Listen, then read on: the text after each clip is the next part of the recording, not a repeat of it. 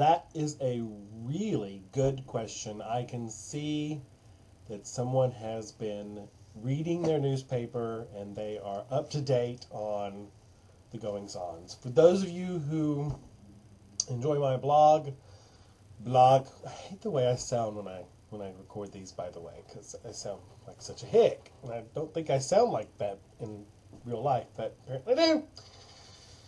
I am an actor in Houston, and I was a company member of a theater group called Infernal Bridegroom Productions, and it was recently announced that IVP ceased operations due to financial concerns, difficulties. So, what's next for me? Well, I have to tell you that probably not really. Whoa, virus scan just started. Anyway, I can't yet talk about what really is next for me because it's not something I can talk about yet. But know that something really, really good is coming, and that announcement will come soon. What was the best part about IVP? Well, I think obviously the answer to that is its company members, the people who actually made up the company. You know, you can have a space and you can have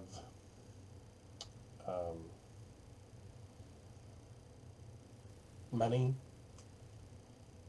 but if you don't have the people, you really don't have much. And that was really the good thing about IVP is that the company really formed the theater, really made it what it was, the unique aspect that it does. Not a lot of the people who involved with IVP worked outside of IVP. Some do, and that's great. A lot don't, and it just comes with working with people over and over again that you get a sense of trust and a family in some weird way, that you can make this wonderful art. And I like the shows that we do, but I'd like to think that we have done, but I'd like to think we could pick any play and we could make it our own because of the work that we've done together. But so that's what the best part. Now, my favorite show and part, that's really hard. That's a really hard question. My favorite show right now is Speeding Motorcycle. We did it last summer, and you came and saw it, Becky Randall, because I made you, and it was really good and sweet. And why? Because I had never heard of Daniel Johnston before. He is this musician from Texas, and he wrote a lot of songs, and he recorded them himself, and he became quite famous in Austin and around the world, really, to a lot of underground people. But anyway, the reason that show was my favorite is because the music is really touching, and it's universal. Themes: love, death, good, evil, and some of it really is depressing, and some of it's really hopeful, and I like that. My favorite part. Wow.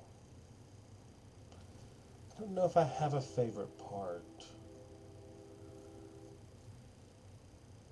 That's a tough one. I'm going to have to get back to you on that. Hi, it's me.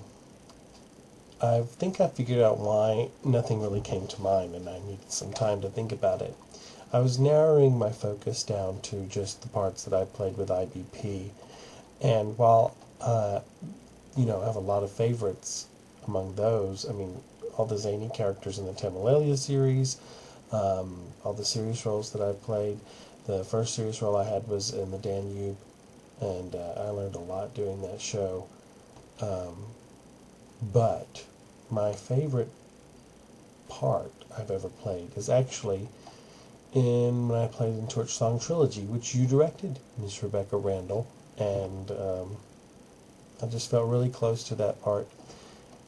and at a time when I needed to be close to that part, and so it's one of my favorites, even though nobody in Houston saw it, but I loved it.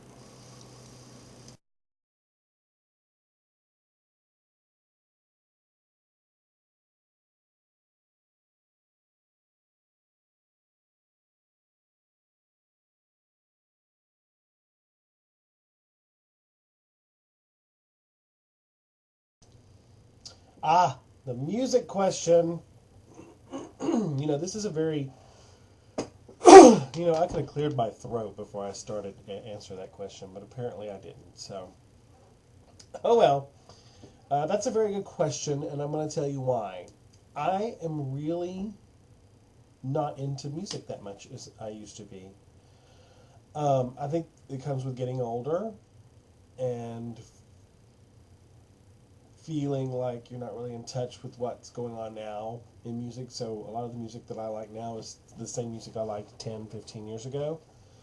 And also a couple of years ago, my truck got got broken into, and every CD I owned was stolen. So I went 2 years without any music at all, and started listening to talk radio, news radio, and sports radio. Believe it or not, and so music really has never been a big part of my life anymore.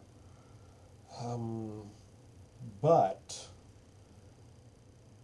I am continually discovering music that I was never aware of while I was growing up. Daniel Johnston being a great example of that. Um, but there are certain songs that still speak to me.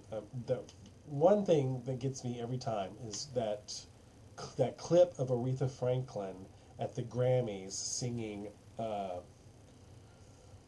Nusum Dorma, or some Latin song. And if you listen to the clip of her singing at the Grammys, she was filling in for Pavarotti as somebody, I think, and they didn't expect her to be able to sing opera. And she sings it beautifully. And at the end, the crowd, you can hear them just screaming and cheering for her forever. And I hear that to this day. I just start, convulsing. And so that speaks to me for some reason. Amy Winehouse CD has really gotten to me. There is a clip called "Back to Black" on there that I play over and over and over again, and also Lou Reed. I've recently discovered him. His song "Perfect Day." I really love that song and listen to it, periodically. Um, And there's a song that I know because I played it on the road trip to New York, called Blood and Fire by the Indigo Girls.